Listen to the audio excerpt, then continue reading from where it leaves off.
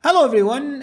In chess.com there is this criteria that you can guess the 5 top moves by Magnus Carlsen.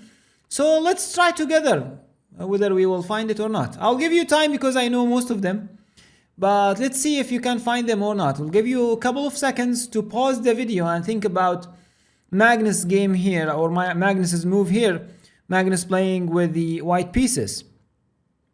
Now, the first idea that come to my mind is the rook is on the open file and this rook actually is overloaded, protecting both the a7 pawn and actually the bishop here. This is first. Second, I feel like my opponent's king in the middle of the board, so I feel like if there is something, then it should be now. So I cannot play like calmly knight f3 and rook c2 and rook c1. I can do that in a normal game, but then I might lose a chance to win.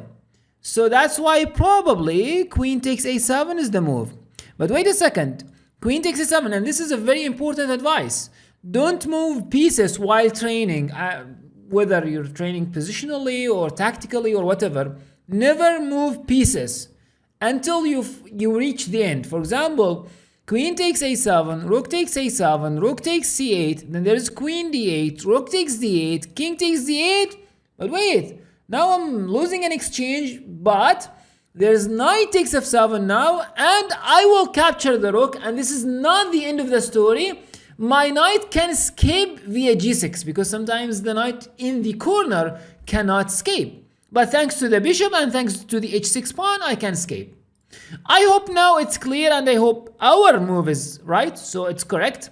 And then rook takes c8, it's correct. Rook takes d8, it's correct. And then knight takes f7, again correct. And knight takes h8, and this is actually the first position. We got it right.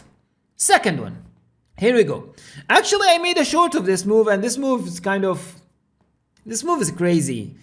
Try to find it, but don't try too hard because it's kind of imaginative move. So here it's it's bishop a6. It's actually, I should have explained a bit, but it's based on the fact that 2 pawns, there's this rule, 2 pawns on the 6th rank is or are stronger than a rook.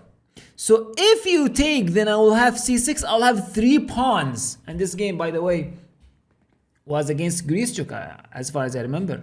So after bishop f6, okay, if you say A, you have to say B, then this idea will be meaningless if probably I don't take, yeah? Because if I go bishop a6, waiting my opponent to take, and then my life will be happy, what if my opponent doesn't take?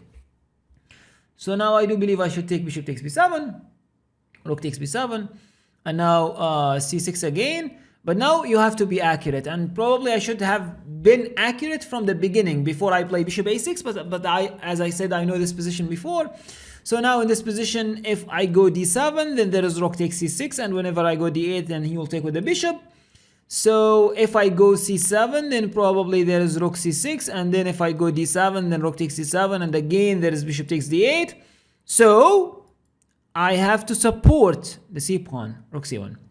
Bishop takes b2, and now shall I save the rook? I don't think I have time for that, because as well as I have back ranks issues, so maybe c7 or d7.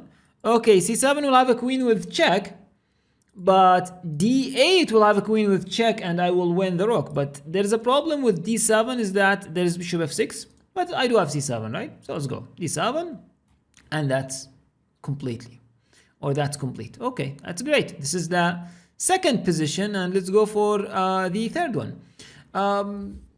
Dear friend, if you like this content, so please subscribe and share or comment or like or whatever, so we do more out of it, yeah?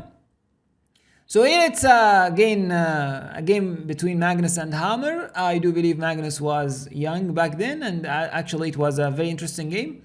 And Magnus went in with his knight, and it seems like this knight cannot actually escape because d4 is controlled, f4, probably f4 is possible, but maybe then f3 might be an idea, like if knight f4, then f3 attacking the rook needs to keep the knight protected.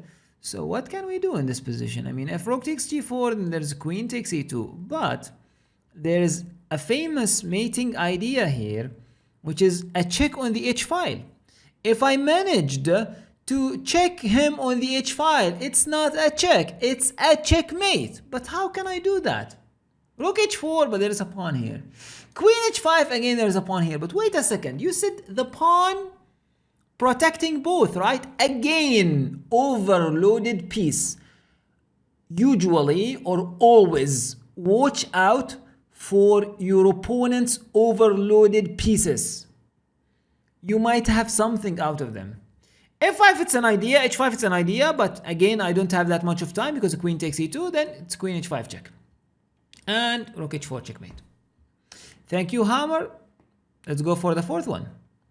Okay, this is a game I do believe against Kyriakin, and Magnus was black in this position. And it seems like the last move was rook takes h7, winning the pawn. And if rook takes h7, then knight takes h7, attacking the bishop. And probably white will have time to escape with his knight. Maybe ideas like g3, h4, and then knight g5 or something like that. Or maybe knight d2, rook f1, and then knight f6 or knight f8. Depends, yeah? So black needs to react now, as he is 2 pawns down, as it seems, like 7 pawns to 5. It's always good to count pawns. Probably it's not a good idea during your game because you already have to know that because you play the game from the beginning. But when you try to estimate a game or evaluate a game that's not yours, then it's a good idea to calculate material or count material. So now in this position, it's actually counterintuitive move, because now black's idea was this idea, like short castling, attacking the knight, which is the defender of the rook, and castling as well, and attacking the rook. What's that? That's fantastic move. And simply bishop takes d5 now, and we are up a piece with no compensation. This knight has long way to go, and I have the bishop pair, and everything is great. Last one, and this one again probably against Kyriakin, and this one is very famous. I do believe this is the third or fourth game. Probably this is the third game of the tiebreak. They drew the 12 games, 12 classical games. I do believe it was, or back then in 2016, it was not 14 games, it was only 12 games. And they drew all, not drew all of them, drew 10 of them, and 2 win for Kyriakin. And by the way, he was the first to strike. And then Magnus equalized probably in round number 10. So this was the third one, and Magnus found this idea of queen h6 check. But again, don't move pieces until you find the last move of the solution. Like queen h6, after king takes h6, then rook h8 checkmate. And after queen h6, g takes h6, then rook takes f7 checkmate.